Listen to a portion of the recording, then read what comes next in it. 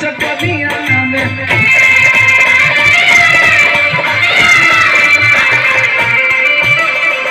बाजार गेहूं के पटनिया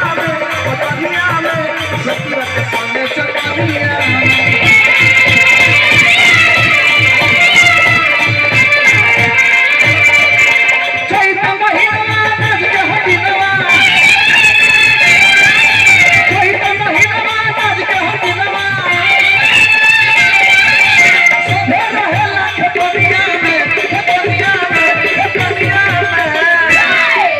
बाजार गेहूं के पटनिया में सतुआ के संगे चपलिया में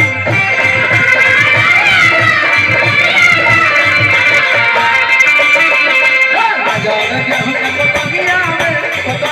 में सतुआ के संगे चपलिया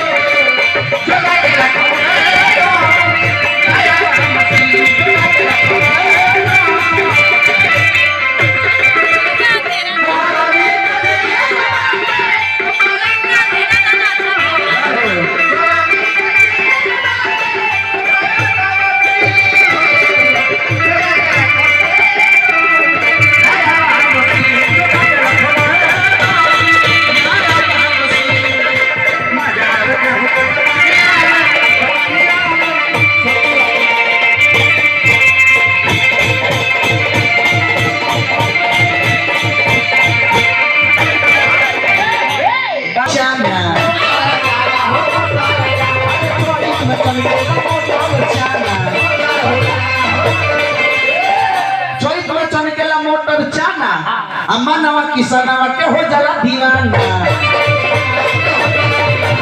नवा किसनवा के हो जाला दीवाना चोइप में सब पर चित भरियाला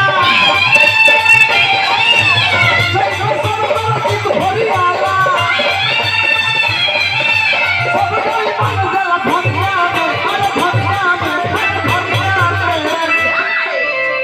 धनिया में सब कर चरित्र में चित फरियाला मन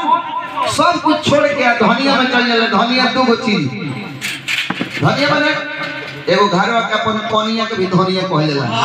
अब खेतवा में होखेला रोपे निसन हमनी के पतैया ला धपदारवा धनिया तो कोनिया ला धनिया ई हो ई कोनिया धनिया सोचली कि खेतवा ला धनिया आई तो रगड़ के सिलौटिया पर पीस देती हमारा दादा जी होती सतुआ सन के दे दिया चटाक चटाक चटनी चटनी मियाज फ्रेश हो बच्चों इतना सब कर चित फरियाला तो सब छोड़ी दम जाला बाजार गेहूं के पटनिया में सतुआ के संगे चपलिया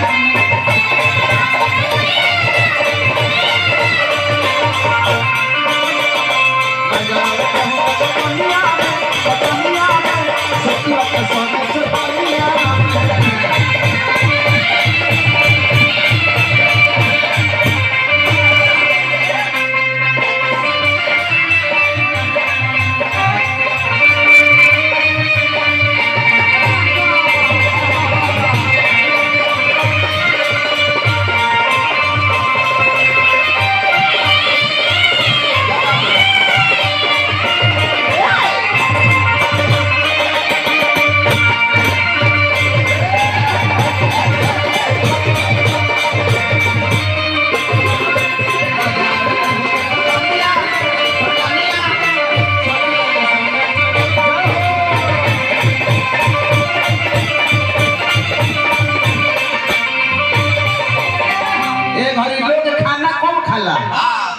अब पिएला जुगाड़ बेसी पिएला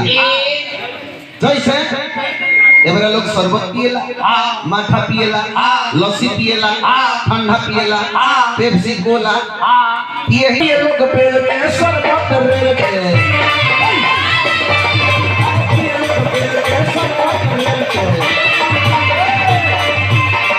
भाजी बाबूआ पिए लोग बेल के शरबत रेल के और का खाना पीना तेल के खाला लो तेल के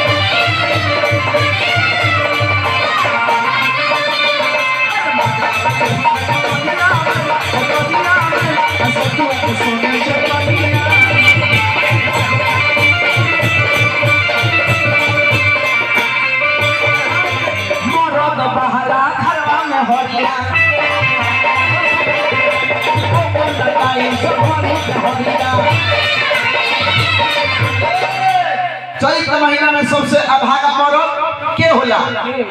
गिरजी बताए दुगोला होता तो सवाल पूछना जरूरी होला। चैत महीना में सबसे अभागा मरद के होला? माननीय दिलीप गिरिजी बताए मैं कर उत्तर यहाँ के दे ना जी। मरद बहरा घरवा में हरिया ओकर न टाइम से भरी में हरिया ए बबुआ ए से वीरेंद्र चौहान कहले वीरेंद्र चौहान मजा गावे गाना वीरेंद्र चौहान मजा गावे गाना ये खटोरिया से खटोरिया ये खटलानु ओकर देख कबो फिट रहेला तमजा रख हूं कटोरिया में आ सतुआ के सामने चल